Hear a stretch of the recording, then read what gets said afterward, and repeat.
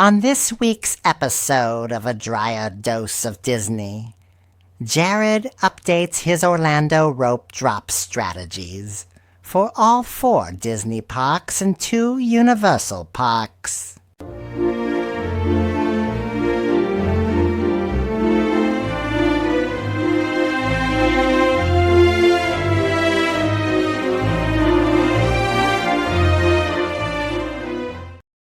Welcome to this week's episode of A Drier Dose of Disney. I'm your host, Jared Dreyer, and today we are going to be doing an update on one of our series of our most popular episodes that we've done, which are our rope drop episodes. So if you have listened to us for a while, or even if you haven't, you can go back in time and listen to those. But I'm going to tell you today, we're going to update the rope drop episodes for all of Orlando in one episode. So this is going to be a great episode. It's going to give you a ton of information.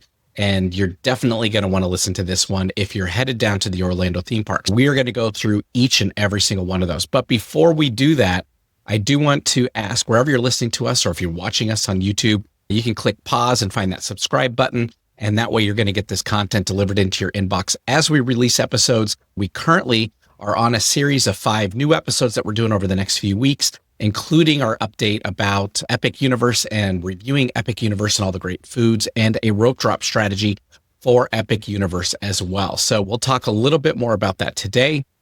But in short, you're going to want to subscribe so that way you can get access to all of this great content as it comes out. In addition to that, we do ask if there are any tips or tricks that have saved you time or money.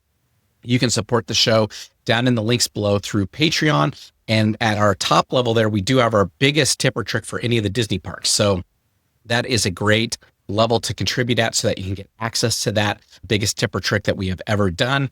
And it's a great way also to support the show and say thank you for the show. And then finally, we have a condo down in Orlando. So if you want to stay at the magical place, the Drier Dose of Disney Condo resort down there, it's only a few miles from the park. You can find the links to our Vrbo and Airbnb down below. And it's a great 3-bedroom, 2-bath, and we love staying down there. It's our home away from home, but you can share in that as well and get access to the same place we stay in. So you're definitely going to want to check that out. But let's talk about rope drop strategy. So I want to make sure as listeners and as a podcast, we're all getting on the same page as to not only what rope drop is, but its purpose, right? So of course, rope drop is the time in the morning when the parks all open up. And you want to be the first in line. You want to be the first to go in and the first to do all of the cool things that you can do at the park. So you want to be there for what we call rope drop. And this is traditionally the cast members will walk with a rope or have a rope up that is keeping you out of certain areas of the park. And then they will drop that and walk with you. And of course, you don't want to run, but they're going to walk with you to the marquee rides and make sure that you form a proper line and that no one's pushing and shoving and trying to get there. So if you're there for rope drop, typically your wait time is going to be a lot shorter because you're going to be towards the front of the huge pack of people, the huge herd of people. A lot of people like to rope drop the big marquee rides, the biggest ones, the coolest, newest ones. And that is a great strategy. And we've talked about that in our other rope drop episodes. Today, I'm actually going to change gears on you a little bit because we have found through all of our rides and going to all the parks through the years that there are some better strategies out there. So we're going to outline those for you today. But the goal is obviously to have the shortest waits and get the most rides in. Now, our goal as we go through this strategy for you today for each of the parks is we want to get you to the shortest wait times throughout the entire day. So we're not just looking at the biggest ride first thing in the morning, maybe cutting your wait time in half. We are talking about what does your whole day look like and how much time are you going to be spending waiting in all of the lines, and can we make that shorter for you overall for the day? And I can tell you that when my family and I go, we go to every single park multiple times. We love to hit them all, and we do all the rides, and we have a great time. And we're traditionally done pretty early in the afternoon or around dinner time. And so I can tell you that we have been very successful at hitting every single ride in the park that we want to. And of course, there may be a ride or two that you don't want to do or that we don't want to do, but we will hit all of the big rides. We will hit all the fun rides and make sure that gets accomplished every time we go. And in fact, even at Universal, we will do that through 2 parks in one day, still in that same time frame. So we're giving you guys the biggest tips and tricks on how to do that. Now, what I mean by throughout the whole day is, and I have an example here for you. So let's say you're going to Magic Kingdom. That's the park most people are familiar with. They know what rides are there. You've got, obviously, your really long waits are going to be Tron, Light Cycles, which is new, as well as Seven Dwarfs Mine Train. However, in the morning, you may find shorter lines at some of your other medium-sized rides. Let's call them medium-sized. You may find shorter lines there then. That then later, when you go to the bigger rides like Tron, the wait's no different than when you first got there at Rope Drop, right? So let's say you got there at Rope Drop, you're in the front of the line, and it's a 120-minute wait. It may take you 60 minutes to get through that if you're at Rope Drop. So if you're towards the front. And that's if you don't have early park access. And we're going to talk about that as well as we go through this. But let's say your wait time, it's posted at 120. You feel really good. It's probably only going to be 60 because you were at the front of the Rope Drop. At later in the day at 2 or 3 in the afternoon, the wait time may only be 60. So we're saying, hey, that's a wash. That's the same amount of time. But at the opening of the park, Haunted Mansion or Jungle Cruise may be a 5-minute wait. And now at 2 or 3 in the afternoon, it's a 45-minute. Are you better going and doing the 5-minute rides early in the day rather than waiting 45 later when your wait time is going to be the same everywhere else? So that's really the strategies that we're looking at as we go through these parks. And I will give you split strategies based on if you're staying on resort and you get early access and if you're not. The majority of people don't stay on resort, in fact, down there in Orlando. So the majority of people are going to be following the same rope drop strategy we do with my family because we stay at our condo, obviously off-site. But for the rope drop, people that are there on resort, we're going to give you that strategy as well. Okay. So this is going to be for both sides. So with that, let's dive right on in and we're going to go through a reverse order. Everybody really wants to listen to the Disney side of it. And so we're going to start with Universal today and get that out of the way. And then we'll go through the Disney parks.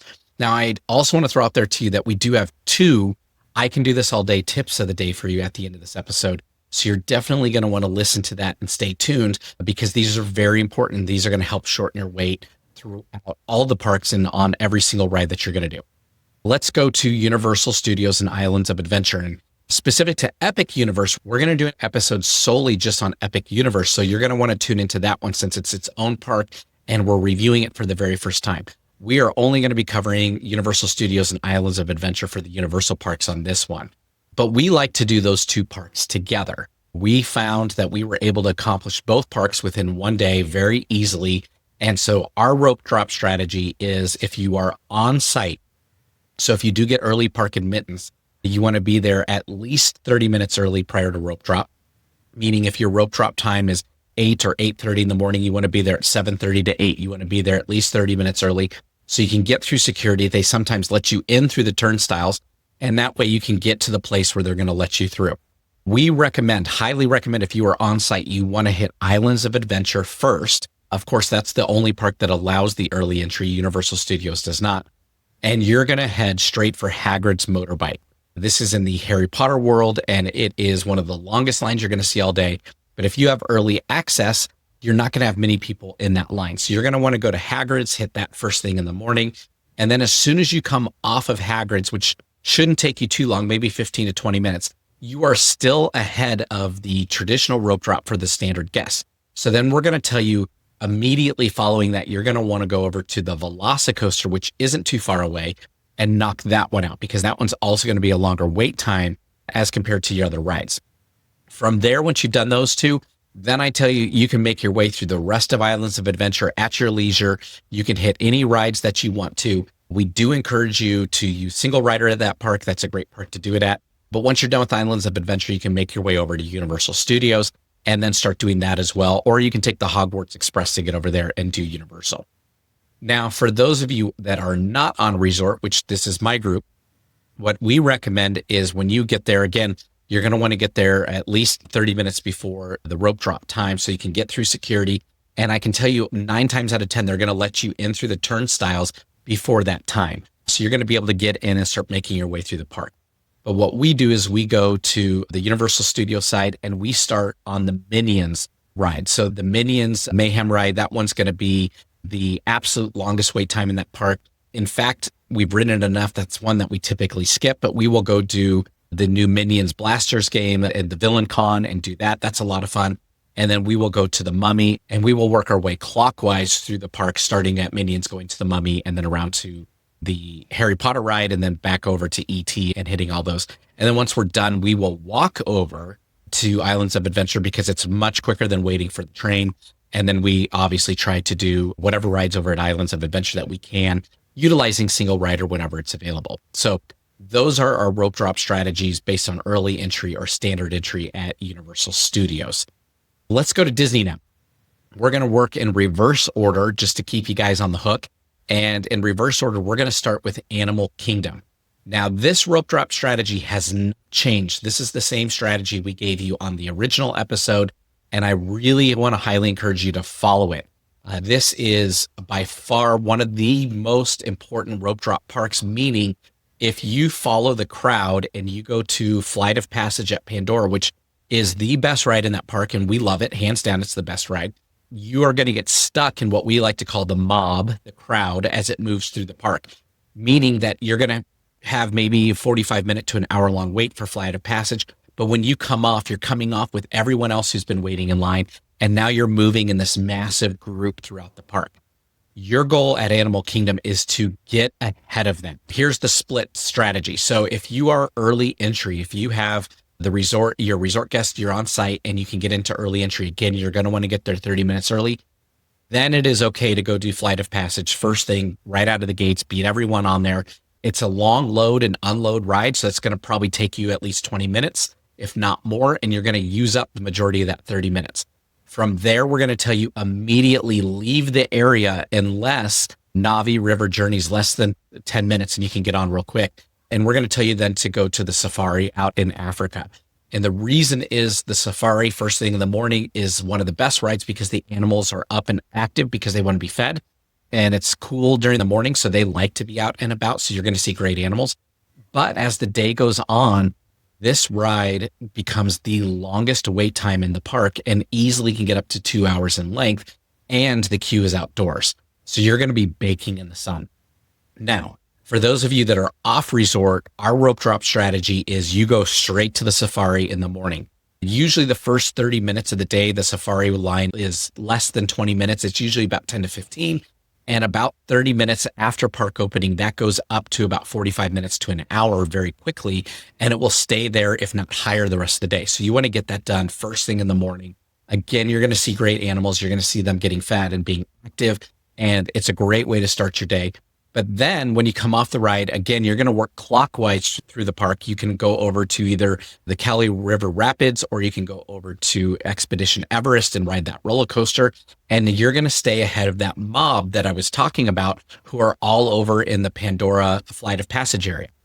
So if you stay ahead of them and work your way clockwise through the park, eventually in early afternoon, you can go back into the Pandora area, and the wait time is going to be about an hour, maybe 45 minutes if you're lucky. So knowing that, I will tell you that you're going to get a shorter wait time throughout your day because that's very similar to what you're going to get through traditional rope drop. So that is the best strategies. Hit the safari first thing in the morning, work your way clockwise through the park. Let's go over to Hollywood Studios next. And if you heard our last episode on our summer update, Disney really messed everything up with rope drop over at Hollywood Studios. In fact, it is awful. It is the worst structure, the worst setup I've seen. They are getting lots of negative feedback on this, including from myself and others. And so I guarantee that this is probably something that's going to change in the next, I'd say 6 to 9 months is my guess. They will go back to what it was before, which is rope drop takes place outside of the park. And then once you're in, it's a free for all. What has changed is they're now letting everyone into the park. But if you are not on resort, you can't get back into certain areas of the park, which that's normal. But you also can't get any food. You can't do any shopping. You can't do anything unless you're a resort guest. So they keep you out of all the commerce pieces, which really stinks because if you're hungry and want to get something to eat or drink, you can't. What you're doing instead is you're going to head towards your rides that you want to ride, and they're going to have a separate queue for you that you can wait in if you are a non-resort guest. So here is our strategy for Hollywood Studios. So with early entry, my recommendation is if you have early entry, again, get there 30 minutes early, you're going to go in and you are going to go straight for Slinky Dog Dash if that is a ride you want to do. And the reason I recommend that is because that one also is an outdoor queue that will get upwards of 2 hours plus throughout the day, and that one will never come back down. So I recommend if you're interested in riding Slinky Dog Dash, you go do that first thing as a rope drop guest. And then from there, what I would do immediately after that is I would go do Midway Mania, since you're right there, it's right across the path, and do the Toy Story rides and knock all of those out. And then, of course, you want to work your way into other areas of the park as the park opens. Now, if you are an off-resort guest like us, what I'm going to recommend is you're going to go to the Tower of Terror. You're going to go to the right as soon as you go in and go get the Tower of Terror done, followed by Rocking Roller Coaster. Now, the Rock and Roller Coaster is going to be rebranded, as you guys know, with the Muppets, and that's going to be a great new theming. But traditionally, because the load times are so slow getting off and on the Tower of Terror, that line will build up much quicker than the Rock and Roller Coaster. So you're going to want to do Tower of Terror. Hopefully it has what they call a 13-minute wait, which means no wait at all. You're going to get in and out of there. It's going to take about 20 minutes. When you go to Rock and Roller Coaster, it hopefully will have a 20 to 30-minute wait, and you're going to do that. And then you can come back and work your way through Mickey and Minnie's Runaway Railway, as well as Toy Story Land, and then Black Spire Outpost. Now, a lot of people are going to run for the Star Wars Land because that's your big marquee rides over there. Those are the big ones that everyone wants to do. And we agree, those are fantastic rides. But just like our other strategies, your wait time, if you're at rope drop and you're at the front of the pack, may be 45 minutes to an hour long, where if you wait till later in the day, it's probably going to be about the same wait time at that point in time. We recommend do these other rides first because they're going to get up to 45 minutes to an hour as the day goes on. Knock them out when they're all 10 or 15 minutes or less. And then you're going to go do an hour over there at Star Wars Land anyway. That is our recommendation there. Now, the only caveat on Hollywood Studios is my recommendation for the best food is the breakfast Ronto wraps over in the Star Wars Land in the Black Spire Outpost. So if that's something you're interested in, what I highly recommend is if you have someone in your group that doesn't want to ride the roller coasters, have them go get the breakfast for you and bring it back while you do the roller coasters, and enjoy that as you make your way through the park. Now, at Epcot actually has a lot of really good strategies you can deploy here, and there's really not a bad strategy to do at this park. Now, I am going to give you a couple important tips about Epcot, but the good thing about Epcot is it has 4 really big rides that people like to do, and so rope drop is more sporadic over at Epcot than it is at the other parks. Now, for early entry, I'm going to tell you, regardless if you're early entry or regardless if you're off resort, the strategy that we use is going to be exactly the same. So when you get to the park, again, you want to get there 30 minutes early. You want to make your way into the park. You are going to want to head towards Guardians of the Galaxy Cosmic Rewind. This is going to be long line. It's going to get upwards of probably 90 minutes to 2 hours early in the day. And it's going to stay there most of the day until very late in the afternoon, where it comes down usually to under an hour as people work their way out of the park. Because the other rides will escalate as well, very similarly, we say go do Guardians first. And the second reason for that is a lot of people want to do this ride multiple times in the day. And I will tell you, you do not want to do this twice back to back. With the spinning motion of the cars, a lot of people can't take 2 rides back to back. So if you do it early in the day and then you do it late in the day, your body has a little bit of time to recover. So we recommend Guardians of the Galaxy first in the morning. From there, what we like to do is we like to cut across and do Soarin' and then make our way through the rest of the front of the park. And the reason we do Soarin' second is that one has the longest load and unload time again, and that line gets very long, very quick. Your other rides, Living with the Land, The Living Seas with Finding Nemo, Journeying to Imagination with Figment, Mission Space, Spaceship Earth, those ones are going to have typically shorter lines. And there are times around 11 in the morning, maybe noon, that some of those will peak and you'll get up to 30 or 45 minutes. But we're going to tell you at that point of the day, make your way back into the World Showcase, start eating your way through the World Showcase and checking out the rides back there. And then in the afternoon, they're short again. So we say knock out all the front of the park and then the back. Now, our favorite thing is going through and doing Test Track or doing Ratatouille using the single rider line. The queuing's not much different. Your ride is going to be exactly the same. You're not going to miss anything. And with single rider, you're going to wait a fraction of the time doing that. The only ride that's you're pretty much guaranteed to wait on is going to be Frozen Ever After over in Norway. And that one just is what it is. It's a tough ride to get through the queue just because the queue is so small and they give away so many lightning lanes that wait time is going to be a little bit longer, but you're going to deal with that whether it's at rope drop or later in the day. So we say save that for when you're doing the World Showcase and you get there. We like to, again, work at the front of the park and then work your way to the back. and start with Guardians every single time, regardless if you're on resort or not. Finally, that brings me now to Magic Kingdom. Now, like all of our other parks, we do have different strategies for if you're on a resort versus off resort. But on our previous episode, we gave you multiple rope drop strategies. That has changed now. Now we're only going to give you one rope drop strategy each way because we have found that these rope drop strategies are the best way to go.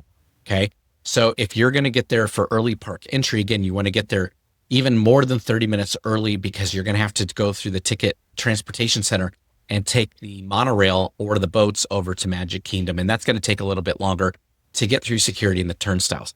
But when you get in, if you have early park entry, you are going to want to go to Seven Dwarfs Mine Train first every single time. And the reason you're going to want to do Seven Dwarfs Mine Train first is this has one of the longer waits during the day, but it also has a tendency to go down a lot in the afternoon due to the rain.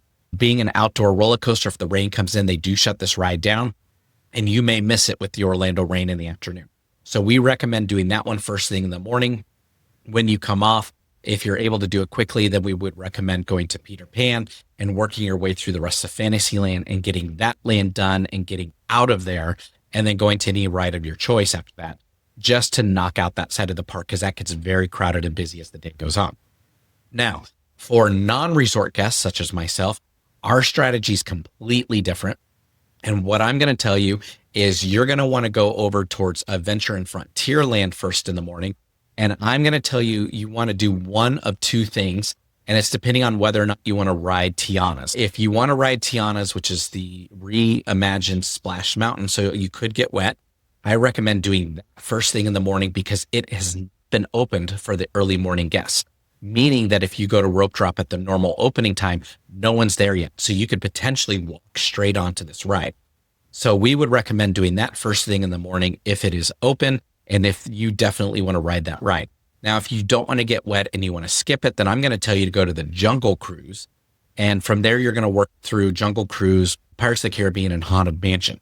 If you did Tiana's, then the path is the same. You're going to come off and work your way through Jungle Cruise, Pirates of the Caribbean, and Haunted Mansion as well. Again, your goal is to knock out sections of the park, and you're going to want to do the Adventureland Frontierland side first because no one's been over there in the morning, and those rides all have a very low wait time. But about 90 minutes after park opening, those rides are all going to have a 45-minute to an hour-long wait. Now, a lot of people ask us, why wouldn't you go do Tron first? And again, Tron is going to have a 90 to 120-minute wait right at rope drop. And though you could be towards the front of the pack and maybe get through it in 60, by about 2 in the afternoon, it's going to be down to 60 anyways, and will drop to 45 later in the day, maybe even 30 if you're lucky. So what we say is go knock out Adventureland and Frontierland, get all that done. From there, I would probably go to Fantasyland, do rides like The Little Mermaid, do Winnie the Pooh, do, if you can, Mine Train, if that one's still going, do Peter Pan, go do some eating, go do some shopping. You work your way either through the circus in the back corner or over towards Tomorrowland, and then you can finish up with Tron. Again, if you really like Tron and Tron's a great roller coaster, that's one you can ride twice in a row and probably not get sick on. So you could do it at 2 o'clock in the afternoon, maybe with a 45-minute wait, come off, maybe you go get something to eat, and you can go back and do it again immediately, knowing that you're waiting shorter for Tron at that point in the day than if you rope dropped it, and you knocked out all those Adventure and Frontierland rides out early in the day. That's going to save you a ton of time. Now, you'll notice there were rides I omitted throughout this whole episode, including things like Big Thunder Mountain Railroad and some of the other rides like Dinosaur that are currently closed. As those open back up, of course, those are going to be very busy. I would recommend incorporating those. But this is the strategy for 2025 right now, as those rides are currently closed. So that's our recommendation for going to Magic Kingdom. Now, let's talk about our 2 I can do this all day tips of the day. The first one, I've talked about this on multiple episodes. You heard me mention it probably a couple times on this one, but I'm going to tell you, you never, ever want to rope drop a ride that has a single rider line unless it's a must hit. And the only one that'll carve out and say you could do is Hagrid's Motorbike at Islands of Adventure if you have early park access, just because that one can be long for single rider as well. But you never want to rope drop a ride that has single rider. And the reason is you can always come back later in the day and do single rider, and your wait is going to be a fraction of what it is for any of the other standard queue times and what those are. So for example, like Test Track had a wait time of 90 to 100 minutes when we were there a couple weeks ago. And when we went and did it, we stood in single rider and our wait time was closer to 20 minutes. Again, we stood together as a family. We got all the way to the front. We talked all the way through the queue like we normally would. Yes, we sat on different cars, but we weren't going to sit there and hold hands on the ride and talk about the ride while we were on it. So we all got on the ride. In fact, we got in multiple cars right in a row. We did the ride. We all came off together and were able to keep going and talk about the ride and what the cool parts of it were now that it's been redone. And we saved ourselves probably at least 45 minutes to an hour by doing it that way. So I will tell you that anytime you can use single rider, you definitely want to do it unless you have very little kids. Another great example was Ratatouille over at Epcot, also at Epcot because that's where Test Track is. And at Ratatouille, the wait time was close, I want to say to about 60 minutes. And we walked in and we were like fifth in line for single rider and we got on within about 5 or 7 minutes. You definitely want to use single rider every time that you can. Our second tip of the day is if you are a planner. So if you're like me, I'm the type of person, I want to plan everything out. I want to think about what order I want to do things, what my strategy is, and I feel better about my day. I feel more secure when I do that. I'm going to tell you that I have learned that there are some really cool heat maps online. So you can Google it. You can Google heat map wait times for whatever park. You can put whatever park in there. And you want to do it for, put this year, like this month. So you could say for August of 2025 at Magic Kingdom. And you're going to get these images that show you a heat map of what the wait times were for each ride during the day. And what a heat map is, it gives you red, yellow, green. Of course, in the morning, most rides are green and then they get more yellow and red as the day goes on. And then your famous rides, your big rides that everyone rope drops, start red and then they get lighter. Your goal is to look at the heat map and make a path between these rides that you're in the green. So you're going to show from 9 to 10 a.m., these 4 or 5 rides are all in the green. And if they're all in the same part of the park, those are the ones I want to do. From 10 to 11, now you've got a couple others that are still green in a different part. I'm going to go do those. And then as the day goes on, my bigger rides are going to start dipping into the yellows and green. And that's when I want to hit those in the afternoon. So that's a really good visual way to map out your day and how you can be successful with the lowest wait times. But trust me when I say, if you can save 20 minutes here, 30 minutes there, you're going to add up a lot of time, a few hours every single day in these parks. And you're going to be able to skip a lot of the wait times by following this strategy. So it's highly recommended. Of course, it's never perfect. There are times that we will rope drop. For example, we rope dropped Tiana's when we were at Magic Kingdom and the ride was not open when we first got over there. So we changed gears. We went and did Jungle Cruise. We came back over because as soon as we got on Jungle Cruise and we're going through the river, it opened up. So we came right back over. Our wait time was about 10 minutes. We got on Tiana's, went and did Pirates, came back, did Haunted Mansion. And we did all that probably in the first 80 minutes of the day and then started working our way through the rest of the park, knocking out a whole section of the park. So I can tell you these strategies work, but again, they're not perfect if rides go.